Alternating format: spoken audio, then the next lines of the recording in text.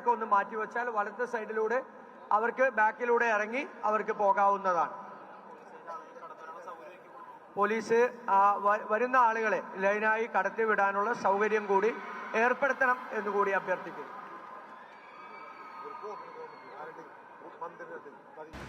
ഈ വീഡിയോ കണ്ടപ്പോൾ പലരും പറഞ്ഞതാണ് മുഖ്യമന്ത്രി സതീശൻ അഭിനയിക്കുകയാണ്, എല്ലാം റീലിന് വേണ്ടിയാണ് എന്നൊക്കെ. നേരത്തെ വളരെ സൗഹൃദപരമായി എല്ലാവരോടും പെരുമാറിയിരുന്ന ഉമ്മൻചാണ്ടി ചുറ്റുപാടുമുള്ള ആളുകളെയെല്ലാം ചേർത്തു പിടിക്കുമ്പോൾ അതിലൊരു സ്വാഭാവികത ഉണ്ടായിരുന്നു. സതീശന്റേത് സ്വാഭാവികത ഉണ്ടാക്കാൻ തക്ക ഒരു അഭിനയ ശൈലിയാണ് എന്നാണ് ചിലപ്പോൾ തോന്നിപ്പോകാറുള്ളത്. റീലാക്കാവുന്ന ചേർത്തുപിടുത്തങ്ങളും റീലാക്കാവുന്ന ഇടപെടലുകളുമാണ് ഇപ്പോൾ അധികവും കണ്ടുവരുന്നത്. സത്യപ്രതിജ്ഞ ചടങ്ങിലേക്ക് എത്തിയ ഒരു വൃദ്ധ മാതാവിനെ ചേർത്ത് നിർത്തി രാഹുൽ ഗാന്ധിക്ക് പരിചയപ്പെടുത്തി കൊടുത്തതും ആ വാർത്ത പത്രങ്ങളുടെ ഫ്രണ്ട് പേജിൽ ഉൾപ്പെടെ അടിച്ചു വന്നതുമെല്ലാം നോക്കുമ്പോൾ മുഖ്യമന്ത്രി സതീശൻ കളമറിഞ്ഞ് കളിക്കുകയല്ലേ എന്ന് ആരും ചോദിച്ചു പോകും. എവിടെ നല്ല ഫോട്ടോ ഓപ്പർച്യൂണിറ്റി ജനറേറ്റ് ചെയ്യാം എന്നത് VD സതീഷിനോളം ഇന്ന് അറിയാവുന്ന ഒരു രാഷ്ട്രീയക്കാരനുമില്ല. പ്രതിപക്ഷ നേതാവ് എന്ന നിലയിൽ അദ്ദേഹത്തിന്റെ ശരീര ചലനങ്ങൾ ക്യാമറ കണ്ണുകളിലൂടെയും അല്ലാതെയും നോക്കിക്കണ്ട കേരളീയർ ഇപ്പോൾ മുഖ്യമന്ത്രി എന്ന നിലയിൽ VD സതീഷിന്റെ ശരീര ചലനങ്ങൾ നോക്കുമ്പോൾ അതെല്ലാം റീലിന് വേണ്ടിയല്ലേ എന്ന് ചോദിച്ചു പോകും. എന്നാൽ ഇത് സതീഷിന്റെ സ്വതസിദ്ധമായ ഒരു ശൈലി തന്നെയാണ് എന്ന് അദ്ദേഹത്തിനൊപ്പമുള്ളവർ പറയുന്നുമുണ്ട്. പക്ഷേ റീലുകളുടെ കാര്യത്തിൽ സതീശൻ അഭിനയിക്കുന്നു എന്ന് പറയാൻ കാരണവുമുണ്ട്. നടീനടന്മാർക്ക് പിന്നാലെ പോയിരുന്ന ഓൺലൈൻ മാധ്യമങ്ങളാണ് ഇന്ന് സതീശനൊപ്പമുള്ളത്. ആ ഓൺലൈൻ മാധ്യമങ്ങളെ കുറ്റപ്പെടുത്തുകയല്ല, പക്ഷേ ആലോചിക്കേണ്ട കാര്യമാണ്. രാഷ്ട്രീയക്കാരുടെ പിന്നിൽ മുഖ്യധാര മാധ്യമങ്ങൾ മാത്രമാണ് കഴിഞ്ഞ സർക്കാരിന്റെ കാലത്ത് വരെ നമ്മൾ കണ്ടിരുന്നത്. കൃത്യമായ പ്രതികരണങ്ങളും രാഷ്ട്രീയക്കാരിൽ നിന്നും മന്ത്രിമാരിൽ നിന്നും അവർ ചോദിച്ചറിഞ്ഞു ജനങ്ങളിലേക്ക് എത്തിച്ചു. ഇപ്പോൾ അതല്ല സ്ഥിതി.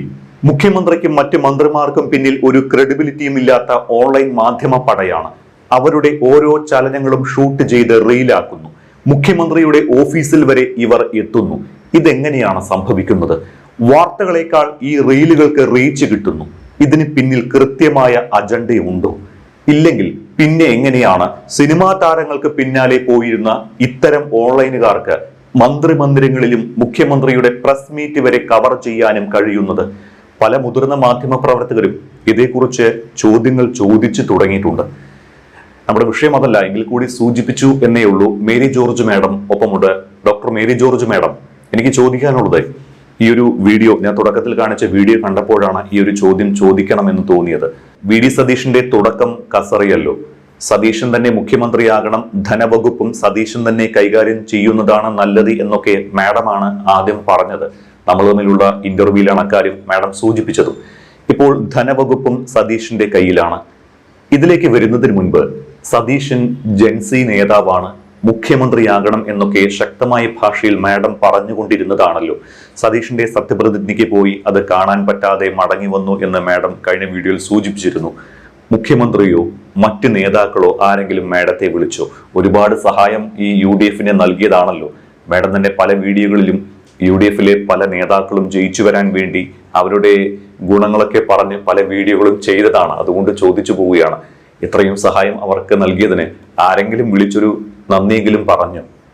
അങ്ങനെ ഒന്നും പ്രതീക്ഷിച്ചല്ലല്ലോ മിസ്റ്റർ ജമേഷ് നമ്മൾ ഓരോരുത്തരും ഓരോന്ന് ചെയ്തുകൊണ്ടിരിക്കുന്നത്. ഇപ്പോൾ ജമേഷിൻ്റെ ഈ വീഡിയോകളിലൂടെ വളരെ ശക്തമായ രീതിയിൽ സർക്കാരിനെ സപ്പോർട്ട് ചെയ്തുകൊണ്ടാണ് ഇരിക്കുന്നത്. വസ്തുനിഷ്ഠമായി ആണ് കാര്യങ്ങൾ നോക്കിക്കാണുന്നതും സംപ്രേഷണം ചെയ്യുന്നതും. അങ്ങനെ അതൊക്കെ ചെയ്യുമ്പോൾ തീർച്ചയായിട്ടും സർക്കാരിന് ഒരുപാട് സഹായം കിട്ടാറുണ്ട്.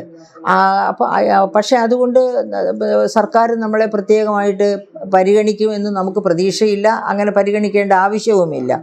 കാരണം ഒരു ജനാധിപത്യ സമൂഹത്തിൽ നല്ലവണ്ണം ഭരിക്കുന്ന ജനങ്ങളെ ചേർത്ത് പിടിച്ചുകൊണ്ട് ജനാധിപത്യ സമൂഹത്തിന് ശ്രേയസ്കരമായ രീതിയിൽ ഭരിക്കുന്ന ഒരു ഗവൺമെൻറ്റിനെ സൃഷ്ടിക്കുക എന്നുള്ളത് മാധ്യമങ്ങളുടെ കടമയാണ്. ആ കടമയാണ് നമ്മളൊക്കെ ചെയ്തുകൊണ്ടിരിക്കുന്നത്. അപ്പോൾ ആ കടമ ചെയ്യുമ്പോൾ ഒരുപക്ഷെ അവരുടെ മനസ്സിൽ ഒരുപക്ഷെ ഉണ്ടായിരിക്കാം ഇതൊക്കെ ഞങ്ങൾക്ക് സഹായകമായ ഘടകങ്ങളാണ് എന്ന്. പക്ഷേ ഇതുവരെ അതിന് അനുസരിച്ച് നമ്മൾ പ്രത്യേകിച്ച് ഒന്നും പ്രതീക്ഷിക്കുന്നില്ല. ഇതുവരെ അതിനനുസരിച്ച് പ്രത്യേകമായിട്ടുള്ള താല്പര്യങ്ങളൊന്നും നമ്മളോട് താങ്കളോടോ നമ്മുടെ ഈ യൂട്യൂബിനോടോ ഒന്നും ഉള്ളതായിട്ട് എനിക്ക് അറിഞ്ഞുകൂടാ. എനിക്ക് അങ്ങനെയൊന്നും ഫീൽ ചെയ്തിട്ടില്ല ഇതുവരെ. ഓക്കെ മാഡം, ഈ വിഷയത്തിലേക്ക് വരാം. ഈ സർക്കാരിന്റെ ആദ്യ ബജറ്റിനുള്ള തയ്യാറെടുപ്പിന്റെ സമയമാണ്. അപ്പോൾ പ്രീ ബഡ്ജറ്റ് ഡിസ്കഷന് മാഡത്തിന് ക്ഷണമുണ്ടോ? വിളിച്ചോ ആരെങ്കിലും? ഇതുവരെ പ്രീ ബഡ്ജറ്റ് ഡിസ്കഷനായിട്ടൊന്നും ക്ഷണിച്ചിട്ടില്ല. പക്ഷേ ക്ഷണിക്കുമെന്ന് തന്നെയാണ് എൻ്റെ വിശ്വാസം. കാരണം ഇതുവരെയുള്ള എല്ലാ ബജറ്റുകൾക്കും പ്രീ ബഡ്ജറ്റ് ഡിസ്കഷൻ ഉണ്ടാകാറുണ്ട്. പ്രീ ബഡ്ജറ്റ് ഡിസ്കഷൻ ഉണ്ടായില്ലെങ്കിൽ ജനങ്ങളുടെ താല്പര്യങ്ങൾ എന്തൊക്കെയാണ്, എന്തൊക്കെ നിർദ്ദേശങ്ങളാണ് അവർക്ക് തരാനുള്ളത് എന്ന് എങ്ങനെ അറിയാൻ പറ്റും ഒരു ഗവൺമെൻറ്റിന് ഏകപക്ഷീയമായ തീരുമാനങ്ങളെടുത്ത് ബജറ്റ് അവതരിപ്പിച്ച് മുന്നേറാൻ പറ്റുമെന്ന് എനിക്ക് തോന്നുന്നില്ല. അപ്പോൾ ഇപ്പോൾ ശ്രീ ബാലഗോപാൽ അവസാനമായിട്ട് ഒരു ഇൻറ്റേരിയം ബജറ്റ് അവതരിപ്പിക്കേണ്ടിയിരുന്നു. പക്ഷേ അദ്ദേഹം ഒരു ഫുൾ ബജറ്റ് തന്നെ അവതരിപ്പിച്ചു. പക്ഷേ ഫുൾ ബജറ്റ് തന്നെ അവതരിപ്പിച്ചെങ്കിലും ആ ബജറ്റിൽ വേണ്ടത്ര വസ്തുതകൾ ചേർത്തിരുന്നില്ല. അതായത് ഒരു ബജറ്റിന് വേണ്ട പഠനം നടത്തിയിട്ടല്ല ഒരു ഇൻറ്റേരിയം ബജറ്റ് അവതരിപ്പിക്കേണ്ടിയിരുന്ന സമയത്താണ് അദ്ദേഹം ഫുൾ ബജറ്റ് എന്ന വ്യാജേന ഒരു ബജറ്റ് കൊണ്ടുവന്നത്. അതിനകത്ത് വേണ്ട ചേരുവകളൊന്നും ഉണ്ടായിരുന്നില്ല. ഉദാഹരണത്തിന് ഒരു പൂർണ്ണ ബജറ്റ് അവതരിപ്പിക്കുമ്പോൾ കഴിഞ്ഞ വർഷത്തെ ബജറ്റിൽ പറഞ്ഞിരിക്കുന്ന GSTP, കഴിഞ്ഞ ബജറ്റിൽ അത് BE budget estimation, budget expectation എന്നാണ് നമ്മൾ വായിക്കുക.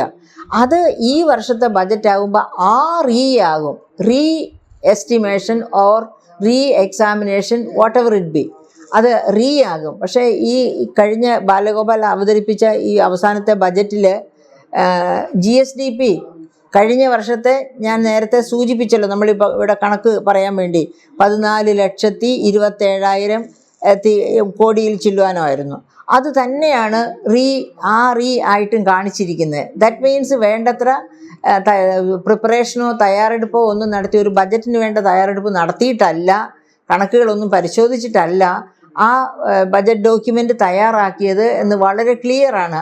ആ ഒറ്റ അക്കൗണ്ടിൽ തന്നെ, അതായത് GSDPയുടെ BEയും REയും ഒന്ന് തന്നെയായിട്ടാണ് ആ ബജറ്റിൽ കിടക്കുന്നത്, ബജറ്റ് ഡോക്യുമെൻറ്റിൻ്റെ കയ്യിലുണ്ട് കിടക്കുന്നത്. അപ്പം അതനുസരിച്ച് തന്നെ ഇത് ഒരു യഥാർത്ഥ ബജറ്റ് ആയിരുന്നില്ല. അപ്പോൾ ഒരു യഥാർത്ഥ ബജറ്റ് പ്രിപ്പയർ ചെയ്യുക എന്ന് വെച്ചാൽ നല്ല അധ്വാനമുള്ള ജോലിയാണ്. വിഭാഗത്തിലെ ഉദ്യോഗസ്ഥർക്കും അത് ഭാരിച്ച ജോലി തന്നെയാണ്. അപ്പോൾ അതിന് മുൻപായിട്ട് തീർച്ചയായിട്ടും ഒരു പ്രീ ബജറ്റ് ഡിസ്കഷൻ നടത്തും എന്ന് തന്നെയാണ് എൻ്റെ വിശ്വാസം. അങ്ങനെ ഒരു പ്രീ ബജറ്റ് ഡിസ്കഷൻ നടത്തുമ്പോൾ നമുക്ക് ഒത്തിരി കാര്യങ്ങളൊക്കെ പറയാനുമുണ്ട് ആ പ്രീ ബജറ്റ് ഡിസ്കഷനിൽ. മാഡം, നേരത്തെ KN ബാലഗോപാലിന്റെ എല്ലാ ബജറ്റിനെയും കൃത്യമായി മാഡം വിമർശിച്ചതാണ്. അതിന് പല കാരണങ്ങളും ചൂണ്ടിക്കാട്ടിയിട്ടുമുണ്ട്. അപ്പോൾ സതീശൻ സർക്കാരിന്റെ ആദ്യ ബജറ്റ് എങ്ങനെയായിരിക്കണം? ഇപ്പോൾ VD സതീശൻ സാറിൻ്റെ ആദ്യ ബജറ്റ് എന്ന് പറയുമ്പോൾ ആ ആദ്യ ബജറ്റിൽ തന്നെ നമ്മൾ ബജറ്റിൽ ഓഫർ ചെയ്തിരിക്കുന്ന എല്ലാ പ്രോമിസസും 101% പൂർണ്ണമായിട്ട് കൊടുത്തു തീർക്കേണ്ടത് ആദ്യ വർഷം കൊണ്ട് പറ്റില്ല. അപ്പം നമുക്ക് തീർച്ചയായിട്ടും ഒരു വലിയ ഫിസ്ക്കൽ ക്രൈസിസാണ് മുൻപിലുള്ളത് എന്ന് അദ്ദേഹത്തിന് നന്നായിട്ട് അറിയാം. അപ്പോൾ അതിനനുസരിച്ച് ഇപ്പോൾ ആശാവർക്കർമാർക്ക് 3000 രൂപ കൊടുത്തു. ഇറങ്ങുന്നതിന് മുൻപ് അവർ ആഗ്രഹിക്കുന്ന പോലെ 21,000 രൂപയോ അതിനേക്കാൾ ഇത്തിരി കൂടുതൽ കൊടുത്താലും ഒരു തെറ്റുമില്ല, ഇറങ്ങുന്നതിന് മുൻപ് 5 വർഷം പൂർത്തിയാക്കുന്നതിന് മുൻപ്. അപ്പോൾ അത് ഘട്ടം ഘട്ടമായിട്ട് നടപ്പാക്കണം. അതുപോലെ ഇപ്പം നമ്മൾ വനിതകൾക്ക് ട്രാൻസ്പോർട്ടിലെ യാത്ര ഫ്രീ ആകണം എന്ന് ഓഫർ ചെയ്തിട്ടുണ്ട്. തീർച്ചയായിട്ടും ഫ്രീ ആകണം. പക്ഷേ അത് എല്ലാവർക്കുമല്ല. ഇപ്പോൾ പ്രീ ബജറ്റ് ഡിസ്കഷൻ എന്നെ വിളിക്കുകയാണെങ്കിൽ ഞാൻ തീർച്ചയായിട്ടും പറയും എല്ലാവർക്കും കൊടുക്കേണ്ട യാതൊരു കാര്യവുമില്ല. ക്രീമി ലെയറിനെ മാറ്റി നിർത്തുക. അതായത് താഴെ തട്ടിലെ 2 റേഷൻ കാർഡ് ഹോൾഡേഴ്സ് അവർക്ക് തീർച്ചയായിട്ടും കൊടുക്കണം. അത് കഴിഞ്ഞാൽ മൂന്നാമത്തെ താഴേന്ന് മുകളിലേക്ക് വരുമ്പോൾ വെള്ള കാർഡിന് തൊട്ട് താഴെയുള്ള കാർഡുകാർക്കും കൂടി കൊടുക്കണോ എന്ന് ആലോചിക്കുക. സിറ്റി സർവീസിൽ മാത്രമായിട്ട് നിജപ്പെടുത്തുന്നത് നല്ലതാണ്. ദീർഘദൂര യാത്രയ്ക്ക് ഈ അവസാനത്തെ 2 കാർഡിലുള്ളവർക്ക് ദീർഘദൂര യാത്രയ്ക്കും കൊടുത്താൽ വേണ്ടില്ല. കാരണം ഇപ്പോൾ ഉദ്യോഗസ്ഥരൊക്കെയാണ് എങ്കിൽ അവർ ഇപ്പോൾ തിരുവനന്തപുരത്ത് വീടുള്ളവർ കണ്ണൂർ ട്രാൻസ്ഫറായി പോയി കഴിഞ്ഞാൽ അങ്ങോട്ടുള്ള പോക്കും വരവും അവർക്ക് ആഴ്ചയിൽ ഒരിക്കലെങ്കിലും, പ്രത്യേകിച്ച് സ്ത്രീകളല്ലേ, സ്ത്രീകൾക്ക് കുടുംബമൊക്കെ ഉള്ളവരാണ്, കുഞ്ഞുങ്ങളും ഒക്കെ കാണും. അപ്പോൾ ആ കുടുംബമൊക്കെ ഒന്ന് പരിരക്ഷിക്കാൻ നോക്കാനും ഒക്കെ വേണ്ടി അവരുടെ ആഴ്ചയിൽ ഒരിക്കലുള്ള വീട് വിസിറ്റ് അത്യാവശ്യമാണ്. അപ്പം അങ്ങനെ ഉള്ളവർക്ക്, അതായത് സർക്കാർ ജോലിയാണ്, സർക്കാർ ജോലിയാണെങ്കിലും അവരൊക്കെ കാർഡുള്ളവരായിരിക്കണമെന്നില്ല. അപ്പോൾ അവരുടെ കാർഡിൻ്റെ നിറം എന്ത് തന്നെയാണെങ്കിലും സർക്കാർ ജോലിയുള്ള, അതും IAS ഒന്നും അല്ല, അതിനേക്കാൾ താഴെയുള്ള ലെവലിലെ ജോലിയിലൊക്കെ ഇരിക്കുന്നവർക്ക് പിന്നെ ലോങ് ടേം ട്രിപ്പിനും ഫ്രീ ആക്കിയാൽ അപകടമില്ല. പക്ഷേ എല്ലാ ദിവസവും ലോങ് ടേം ട്രിപ്പ് അടിച്ച് ഫ്രീ ആയിട്ട് ട്രാവൽ ചെയ്യണമെന്ന് വെച്ചാൽ അത് തീർച്ചയായിട്ടും KSRTCക്ക് കുറച്ചും കൂടെ ക്ഷീണമുണ്ടാക്കും. എങ്കിൽ പോലും KSRTCയെ ഇപ്പോൾ ഇന്നലെ എൻ്റെ ഒരു സുഹൃത്ത് എന്നെ വിളിച്ചിരുന്നു. ഒരു സുഹൃത്തെന്ന് വെച്ചാൽ ബാങ്കിൽ നിന്ന് റിട്ടയർ ചെയ്ത ഒരു മാന്യനാണ് അദ്ദേഹം, നല്ല കണക്കുകൂട്ടലുള്ള ആളാണ്. അദ്ദേഹം എന്നെ വിളിച്ച് ചോദിച്ചു, ടീച്ചറെ നമുക്ക് ഒരു പിന്നെ കാരുണ്യ ലോട്ടറി പോലെ ഒരു ബസ് ലോട്ടറി തുടങ്ങാൻ ഗവൺമെൻറ്റിനോട് നിർദ്ദേശിക്കരുതോ? ലോട്ടറി തുടങ്ങുകയാണെങ്കിൽ ഈ പിന്നെ ടിക്കറ്റ് എടുക്കുന്നതിന് ഫ്രീ ആയിട്ട് ട്രാവലൊക്കെ അനുവദിക്കുന്നതിനുള്ള എമൗണ്ട് ആ ലോട്ടറി വഴിയായിട്ട് കളക്ട് ചെയ്യുകയാണെങ്കിൽ അത് നല്ലതല്ലേ എന്നോട് ചോദിച്ചു. അപ്പോൾ ഞാനിപ്പോൾ അത് പറയുന്നത് ഇത് ബഹുമാനപ്പെട്ട മുഖ്യമന്ത്രിയുടെ ശ്രദ്ധയിലോ ഫിനാൻസിലുള്ളവരുടെ ശ്രദ്ധയിലോ പെട്ടിട്ട് ഒരു പക്ഷേ ശരിയാകുകയാണെങ്കിൽ അത് ഇതിന് പണം കണ്ടെത്താനുള്ള ഒരു മാർഗമാകും. അതുകൊണ്ടാണ് ഞാനിത് പറയുന്നത്. ഇതുപോലെ പണം കണ്ടെത്താനുള്ള ഒരു മാർഗം ബിജു പ്രഭാകർ IAS അദ്ദേഹം ലോട്ടറീസ് ഡയറക്ടർ ആയിരുന്നപ്പോൾ ആണ് കാരുണ്യ ലോട്ടറി എന്ന കോൺസെപ്റ്റ് കണ്ടുപിടിച്ച് മാണി സാറിൻ്റെ അടുത്ത് അത് പറയുന്നത്. മാണി സാർ അന്ന് ധനമന്ത്രിയാണ്. അപ്പോൾ മാണി സാറിന് ശരിയാണല്ലോ, ഇത് നല്ലൊരു കോൺസെപ്റ്റാണല്ലോ എന്ന് തോന്നി അദ്ദേഹം അത് എൻകറേജ് ചെയ്തു, അദ്ദേഹം അത് അക്സെപ്റ്റ് ചെയ്തു. ഉമ്മൻചാണ്ടി അദ്ദേഹം ഒക്കങ്ങളിരുന്ന് സംസാരിച്ച് ആ ലോട്ടറി അംഗീകരിക്കുകയായിരുന്നു. ആ ലോട്ടറിയുടെ ഗുണഭോക്താക്കൾ എന്തുമാത്രം പാവപ്പെട്ട ക്യാൻസർ രോഗികളും അതുപോലെ തന്നെ കിഡ്നി രോഗികളും ഹാർട്ട് പേഷ്യൻസും അങ്ങനെയൊക്കെയുള്ള എന്തുമാത്രം പാവപ്പെട്ട രോഗികളാണെന്നറിയാമോ അതിൻ്റെ പ്രയോക്താക്കൾ, അതിൻ്റെ ഗുണഭോക്താക്കൾ. അതുപോലെ തന്നെ ഈ പാവപ്പെട്ട സ്ത്രീകൾക്ക് വേണ്ടി ഇങ്ങനെ ഒരു ലോട്ടറി കൊണ്ടുവരും, ഒരു ലോട്ടറി കൊണ്ടുവന്നാൽ, ബസ് ലോട്ടറി കൊണ്ടുവന്നാൽ പാവപ്പെട്ടവർക്ക് വേണ്ടിയാണ് എന്നുള്ളത് കൊണ്ട്. മറ്റേതിനും കാരുണ്യ ലോട്ടറിയിലും ആൾക്കാർ ഒരുപാട് പേര് ഇൻവെസ്റ്റ് ചെയ്തിരുന്നത് അവർ ലോട്ടറി എടുക്കാനുള്ള താല്പര്യം കൊണ്ടായിരുന്നില്ല, പാവപ്പെട്ടവരെ സഹായിക്കുക എന്നുള്ളത്. നമുക്ക് ആർക്കും ഒരു മതവും പാവപ്പെട്ടവരെ സഹായിക്കരുത് എന്ന് പറയുന്നില്ല. എല്ലാ മതങ്ങളും പറയുന്നത് നിങ്ങളുടെ സമ്പത്ത് നിങ്ങൾക്ക് മുകളിലേക്ക് പോകുമ്പോൾ, മരിച്ചു പോകുമ്പോൾ കൊണ്ടുപോകാൻ പറ്റില്ല, പാവപ്പെട്ടവരെ സഹായിക്കുക എന്നാണ് എല്ലാ മതങ്ങളും നമ്മെ പഠിപ്പിക്കുന്നത്. അപ്പോൾ അതുകൊണ്ട് തന്നെ മനുഷ്യരുടെ ഉള്ളിൽ ചാരിറ്റി ആ ഒരു കോൺസെപ്റ്റ് ഉണ്ട്. അപ്പോൾ എന്ന് വിചാരിച്ചാൽ ആർക്ക് കൊടുക്കും? അങ്ങനെ അറിയത്തില്ല. അങ്ങനെ വരുമ്പോഴേക്കും ഇത് വളരെ യുക്തിസഹമായ ഒരു തീരുമാനം. ഒരു ലോട്ടറി കൊണ്ടുവരിക, ബസ് ലോട്ടറി കൊണ്ടുവരിക, ആ ലോട്ടറിയിൽ കിട്ടുന്ന പണം ഈ പർപ്പസിന് വേണ്ടി ഉപയോഗിക്കുക. അപ്പോൾ ഈ പിന്നെ ഇങ്ങനെ ഒരു പ്രസ്ഥാനം ഒരു തീരുമാനം എടുത്തത് കൊണ്ട് KSRTC നഷ്ടത്തിൽ ഓടി എന്ന് പറയേണ്ടിയും വരില്ല. ഈ പറയപ്പെട്ട സ്ത്രീകൾക്ക് സൗജന്യ യാത്ര സുഖമായിട്ട് നടക്കുകയും ചെയ്യും. അപ്പോൾ അതുകൊണ്ട് ഞാൻ അദ്ദേഹം ആ SBIയിലെ റിട്ടയർഡ് മാനേജർ ഒരു ജോർജ് കുട്ടി എന്നോട് വിളിച്ച് പറഞ്ഞത് അത് ഞാൻ അതുകൊണ്ട് പറയുകയാണ്. ബഹുമാനപ്പെട്ട മന്ത്രിക്ക് ഇത് എന്നെ പ്രീ ബജറ്റ് ഡിസ്കഷന് വിളിച്ചാൽ തീർച്ചയായിട്ടും അപ്പോൾ അദ്ദേഹത്തിന് മുൻപിൽ ഈ കാര്യം ഡിസ്കസ് ചെയ്യും. അപ്പോൾ എനിക്ക് തോന്നുന്നു അത് ഒരു നല്ല സജഷനായിട്ട് വന്നേക്കാൻ ഇടയുണ്ട്, കാരുണ്യ ലോട്ടറി പോലെ തന്നെ. അങ്ങനെ ഏതായാലും ഈ പാവപ്പെട്ട, അതായത് എല്ലാ സ്ത്രീകൾക്കും, ധനികർക്കും ദരിദ്രർക്കും ഒരുപോലെ കൊടുക്കേണ്ട കാര്യമില്ല. ഇവിടെ നമ്മൾ ദരിദ്രരാര് ധന്യരാര് എന്ന് അന്വേഷിക്കുകയൊന്നും വേണ്ട. പക്ഷേ താഴെ തട്ടിലെ 2 തരം കാർഡുകളുണ്ട്. ആ കാർഡുകൾ അത് വളരെ കൃത്യമായിട്ട് നമുക്ക് പറഞ്ഞു തരും. അപ്പോൾ ആ കാർഡുകൾ വെച്ച് തന്നെ വേണമെങ്കിൽ നടപ്പാക്കാം. പിന്നെ ഗവൺമെൻറ്റിൻ്റെ ഇഷ്ടം. ഗവൺമെൻറ്റിന് അതായത് നമ്മൾ ആഗ്രഹിക്കുന്നത് പോലെ എല്ലാ കാര്യങ്ങളും നടക്കണമെന്നില്ല. ഇപ്പോഴത്തെ സംസ്ഥാനത്തിൻ്റെ ഈ ധനപ്രതിസന്ധി ഒക്കെ കണക്കിലെടുത്ത് ഇതിൽ നിന്ന് നന്നായി കരകയറാനുള്ള സാധ്യതകളുണ്ട്. വിഭവ സമാഹരണം നന്നായിട്ട് നടത്താനുള്ള സാധ്യതകൾ ഈ സംസ്ഥാനത്തുണ്ട്. പക്ഷേ അതിനൊക്കെ സമയമെടുക്കും. ഇത്രയും കാലം ആലസ്യത്തിൽ കഴിഞ്ഞ ഓരോ വകുപ്പും ആ വകുപ്പുകളെയൊക്കെ ശാക്തീകരിക്കണം.